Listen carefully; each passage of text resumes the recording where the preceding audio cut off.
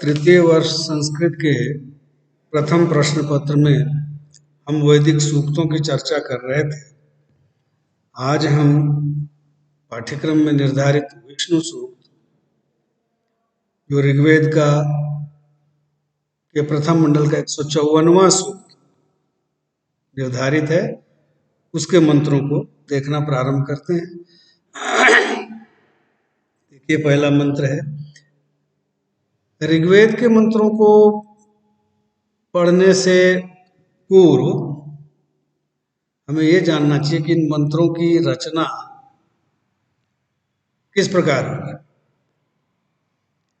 कहते हैं कि ऋषयः मंत्र द्रष्टारः न तो कर्तारः।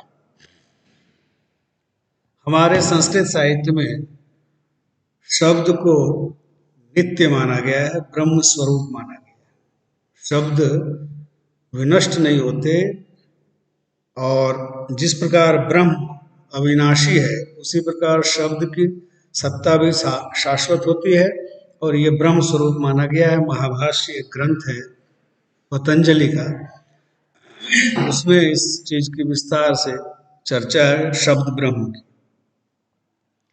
तो वैदिक मंत्रों के विषय में कहते हैं कि किसी व्यक्ति ने इसकी रचना नहीं की, बल्कि ये मंत्र दैवी वाणी है जो ब्रह्मांड में पूर्व से ही व्याप्त रहे हैं और ऋषियों ने अपने आध्यात्मिक बल से, अपने अध्यात्म ज्ञान से, अपनी दिव्य चक्षु से उन मंत्रों के दर्शन किए, इसलिए उन्हें मंत्र दृष्टा कहते हैं। मंत्रों के दर्शन किए और उन्हें संकलित किया। इस प्रकार मंत्रों के निर्माण के विषय में कहा जाता है कि ये अपौरुषेय हैं। वेद के मंत्र अपौरुषेय हैं, किसी पुरुष की रचना नहीं है। अपौरुषेय का मतलब जो किसी मनुष्य या किसी व्यक्ति की रचना नहीं है, वह पौरुषेय है। तो वेद के मंत्र भी अपौरुषेय हैं, किसी मनुष्य द्वारा रचित नहीं हैं। इनके दृष्टा हुए हैं और संकलन करता है। अब जैसे देखिए, जब वेद की हम किसी सूक्त को पढ़ना प्रारंभ करते हैं तो प्रारंभ में ही हमें इसके दृष्टा ऋषि और इसके छंद इत्यादि का परिचय मिल जाता है। विष्णु सूक्त के संदर्भ में हम देखें तो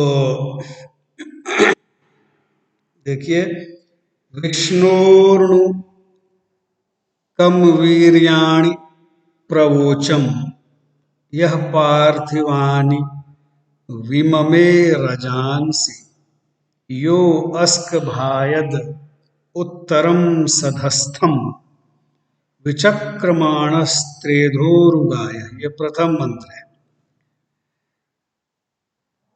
ऋग्वेद के मंत्रों को पढ़ने के लिए जो सबसे सहायक भाष्य है वह आचार्य सायण का भाष्य।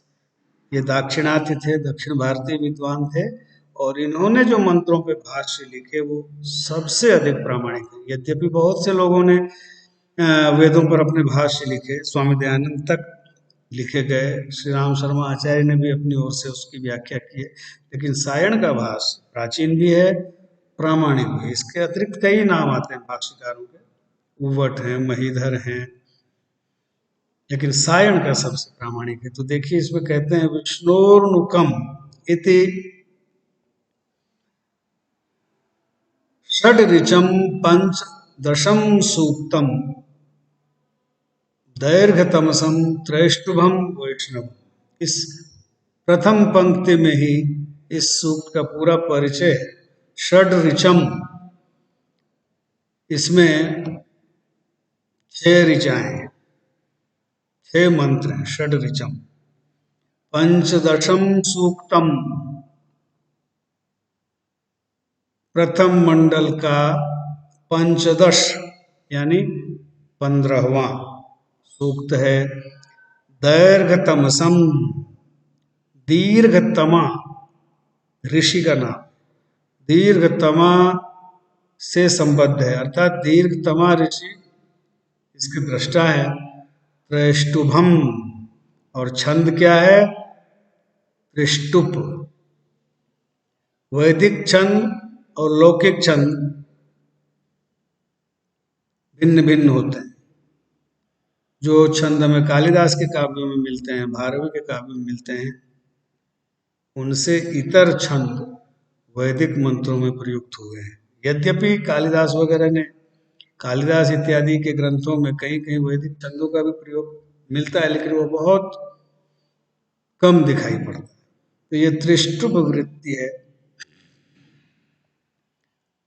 अब इसमें भगवान विष्णु के नामों की महिमा बताई गई है, भगवान विष्णु का चरित्र बतलाया गया है।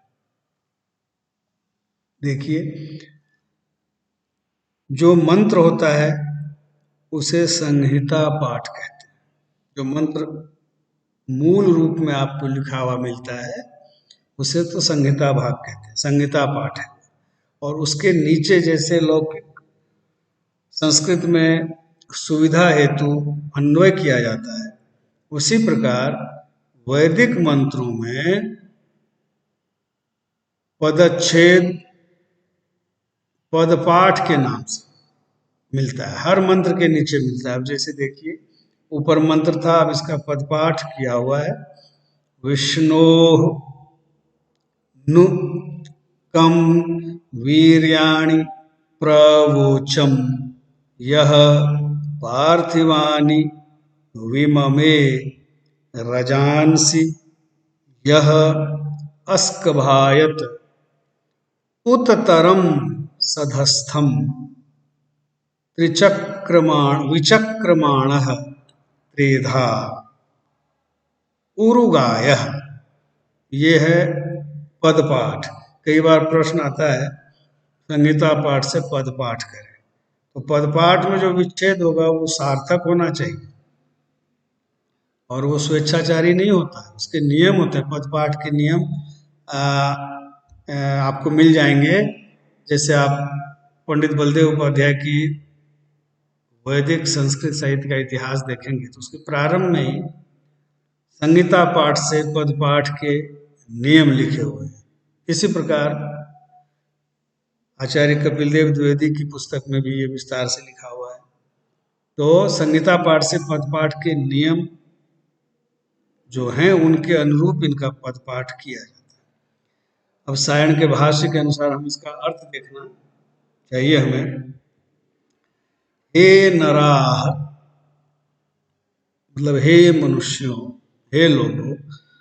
विष्णोः, विष्णोः का अर्थ उन्होंने किया व्यापनशीलस्य देवस्य।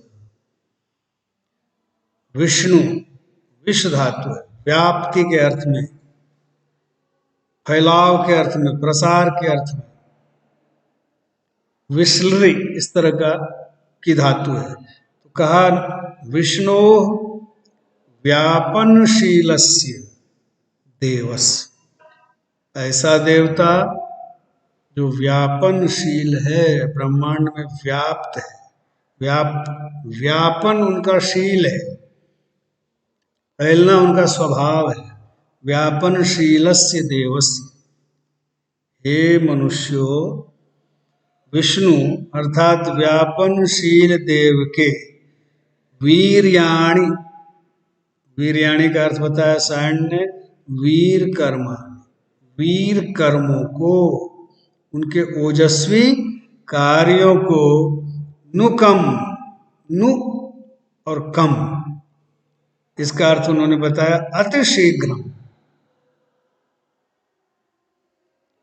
नु कम अति शीघ्रम, प्रवोचम प्रब्रवीमि, अच्छी तरह से कथन करता हूं। ऋषि कहते हैं हे मनुष्यों, विष्णु के जो व्यापनशील देवता है उनके वीर कर्मों का मैं अत्यंत शीघ्र कथन करता हूं। फिर लिखा अत्र यद्यपि नुकम इति पदद्वयम तथापि यास्केन नवोत्तराणि पदानि इत्युक्त्वात् शाखान्तरे एकत्वेन पाठाच्च इति एतस्मिन्नेव अर्थे नुकम इति पदद्वयम। इन्होंने यास का जो निरुक्त है उसके अनुसार इसको नु और कम को समझाना चाहे कि यद्यपि ये दो प्रतीत हो रहे इति पदद्वयम तथापि यास्केन, लेकिन यास्क ने निरुक्त में नवोत्तराणि पदानि 3-13 में ऐसा कह करके उनको बताया है। यह विष्णु पार्थिवानि पृथ्वी संबंधिनी, पार्थिव यानी पृथ्वी से संबद्ध, रजांसी रजनात्मकानि क्षित्यादि लोक त्रयाभिमानी नीति। रज का अर्थ लोक है, 3 लोक है ना, तो क्षित्यादि लिखा है, पृथ्वी लोक, द्युलोक, अंतरिक्ष लोक। तो इन लोक त्रयों की का अर्थ रजांसी से लेना चाहिए। तो इन और कहा अग्नि वायु आदित्य रूपाणी, जो क्रमशः अग्नि रूप,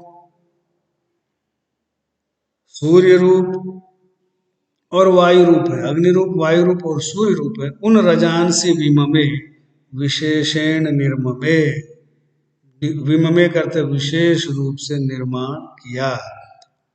अत्र त्रयोलोका अपि पृथ्वी शब्द वाच्य, पृथ्वी शब्द से तीनों ही लोकों का कथन हो जाता है। ये सायण का भाष्य बहुत ही आवश्यक होता है, बिना इनके हम अर्थों को समझ नहीं सकते। तो आप अगर इनको पूर्णतः नहीं, तो इसमें जो आवश्यक अंश हैं, जो अर्थ को प्रकट करने के लिए आवश्यक है, उन्हें जरूर देखना चाहिए।